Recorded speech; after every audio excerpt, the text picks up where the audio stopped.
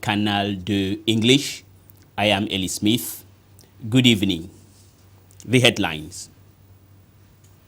20,000 liters of fuel seized in the southwest region at the time when one thought Nigerian fuel were no longer smuggling their ways into the tanks of our vehicles. Road safety in Yaoundé as the Minister of Transport, Edgar Alame Bengo, goes on the field to look for things for himself in this festive season. There are still some localities in Cameroon that goes without light. What will our grand old utility company called Enel say? Their fertile whipping boy is the dry season, but the people of Minta have been without power supply for 6 months. They are now rivaling another city or town of Cameroon, Kumbo, in the northwest region. Those were the headlines.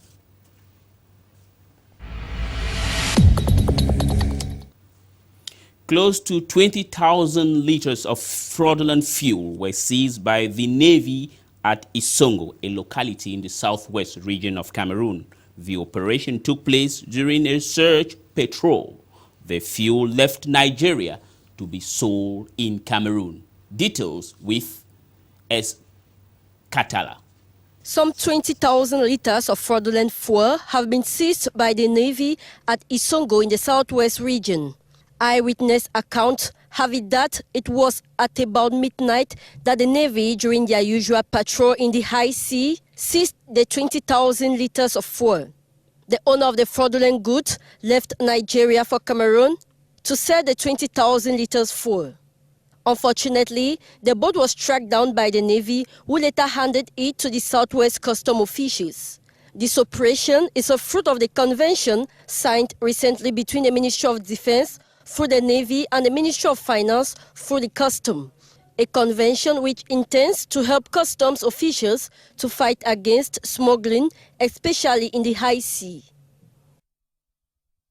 Today we brought you the news that the Cameroon Customs now has a new boss. His name is Edwin Fongod Nuvaga. And we also inform you that he is replacing Mrs. Libon Likeng, who is now Minister of Posts and Telecommunications. In Cameroon, it's a custom, a habit.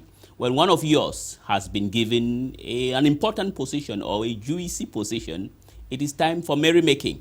So, Mr. Fongod was no exception, and part of the merrymaking was our reporter, Ndi Morin. He is the new Director General of Cameroon Customs. Edwin Fongod was appointed Monday, December 21, following a presidential decree. At his family residence, close friends, family members and colleagues immediately streamed in, celebrating his new position.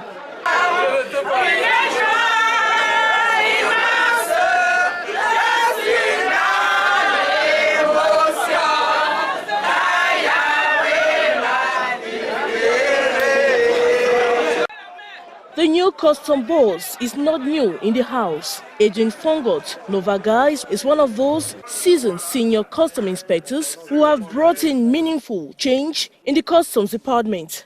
He was still amazed when we talked to him. I want to thank him for that.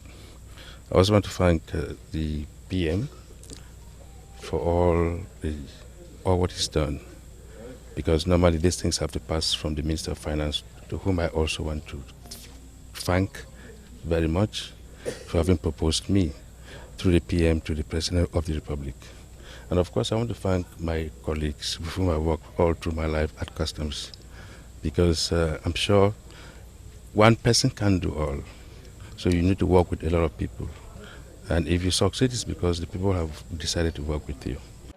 Edwin Fongod has held several positions at the Cameroon Customs. He has been the Custom Chief of Sector for Littoral Toll, a position he held between 2005 and 2011.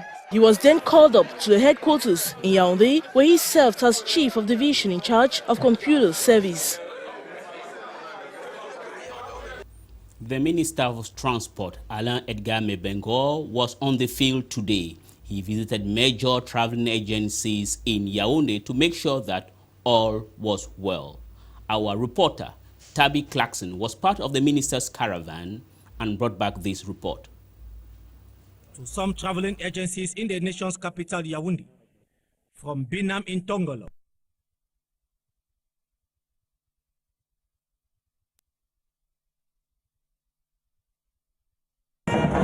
This December 22nd was a hectic and marathon day for the Minister of Transport. Edgar Alain Mibengo paid a visit to some traveling agencies in the nation's capital, Yaoundé, from Binam in Tongolo, Vatican and Le General in Biemasi, Guarantee at the Sam neighborhood, Musangu, Touristic, and Finex traveling agencies at the Van Park. The message was the same, that of the safety of the lives and property of passengers, especially at this busy period of Christmas and New Year. At the traveling agencies, the minister took time to visit the premises, and he was also obliged to obey to security measures taken by the various officials so as to combat insecurity and Boko Haram. At the end of the visit, it was a satisfied minister who left, promising to come back to verify if the measures taken were respected. We have already discussed about the GPS system, with a new generation of control our buses. As you know, our driver don't used to take some practices, so you have to control all of it to avoid accident. Before visiting the traveling agencies, Edgar Alain Mibengo disclosed at the Yaoundé Town Hall that 70% of road accidents were caused by reckless driving, 20% because of the bad state of vehicles, and 10% because of the bad state of our roads. Before leaving, the Transport Minister also announced that an interministerial meeting will take place in the month of January 2016 to efficiently tackle accidents, especially as the minister revealed that in 2015, over 900 Cameroonians passed away because of road accidents.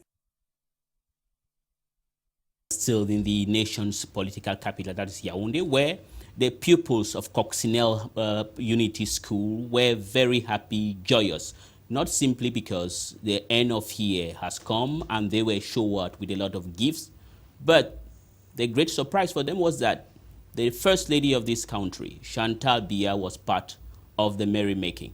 And our reporter was also there, and she is Beatrice Ngamo. Filled with guests,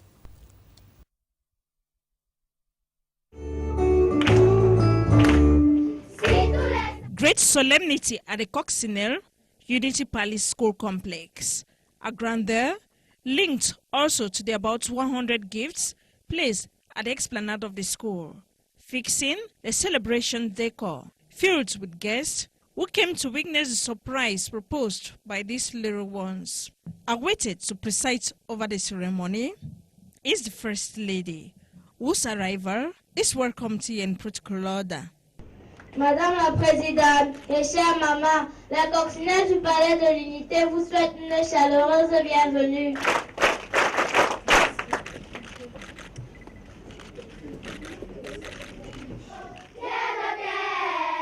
The ceremony proper began after the singing of the national anthem, followed by the menu of the day.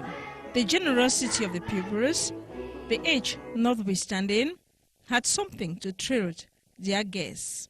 On program, 8 songs, 10 tales, 2 flute, 1 Christmas tale, carrying the guests through the birth of the child Jesus. Then, execution of traditional ballet with balafon rhythm. Here the kids demonstrate their ability. Worth mentioning the presentation of 2 other ballets by Narcisse Laval, Merci Mama, and Mr. Leo On Va Gérer, crowning the over 1 hour, 5-minute non-stop show, saluted here by the First Lady and guests. Gifts award part began with the First Lady opening the show, followed by basic education and Youth Affairs Minister, then the wife of the Prime Minister and the other guests. Gifts over, time to visit and appreciate the works of the pupils on exhibition in their respective classrooms. The Coxsone Unity Palace School Complex then ends the first term of the 2015-2016 academic year in grand style before their matron, First Lady Chantal Biya, this December 21st in Yaoundé.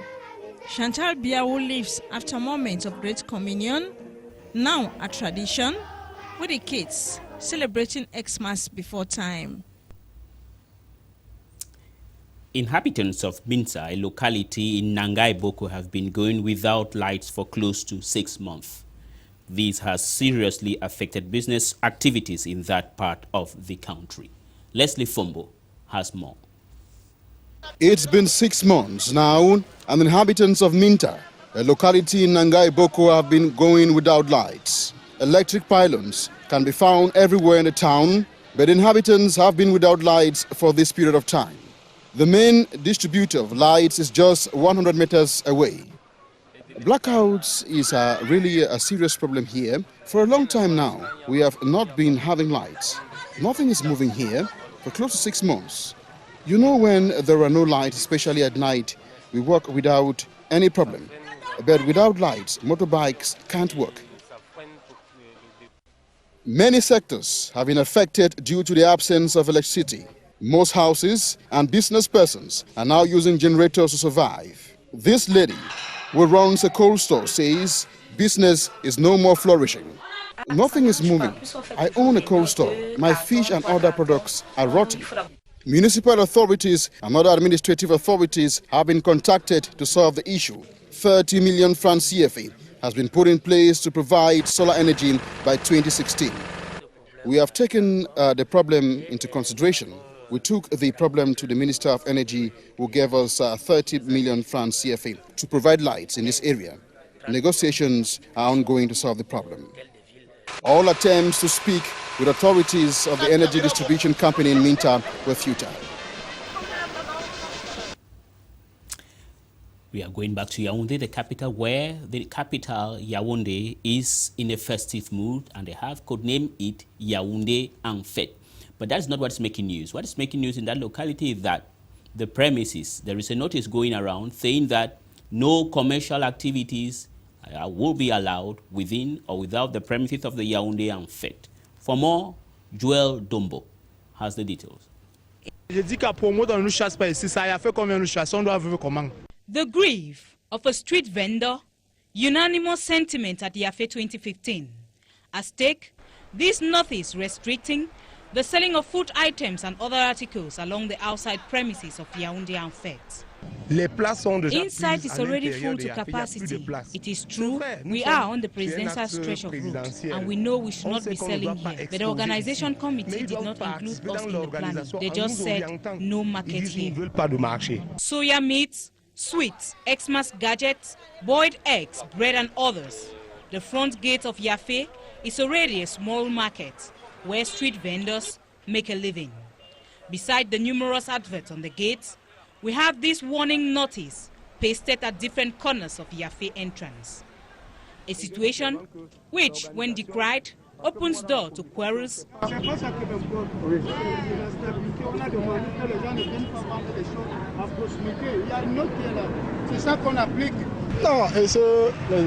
The notice does not really disturb. If all of us get inside to sell, space will not be enough for visitors.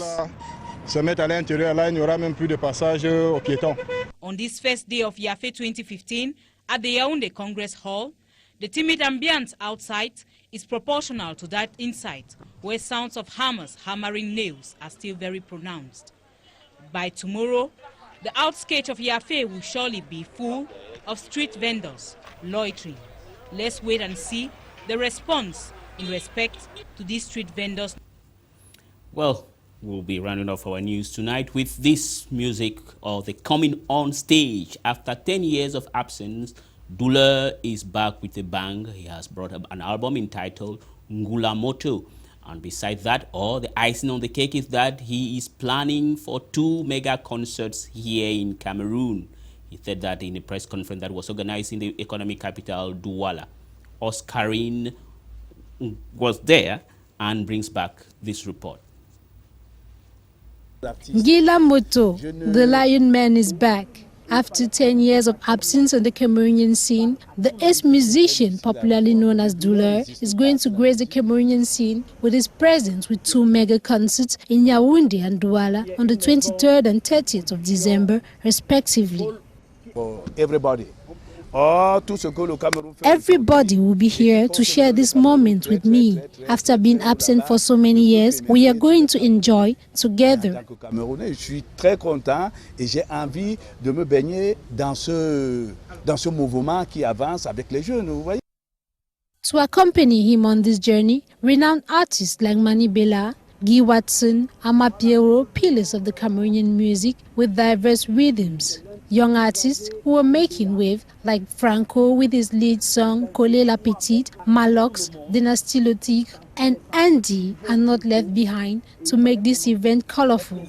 After over 30 years of the musical scene and 8 albums up his sleeves, Douleur's comeback through these concerts promise to make the joy of some Cameroonians during this festive period.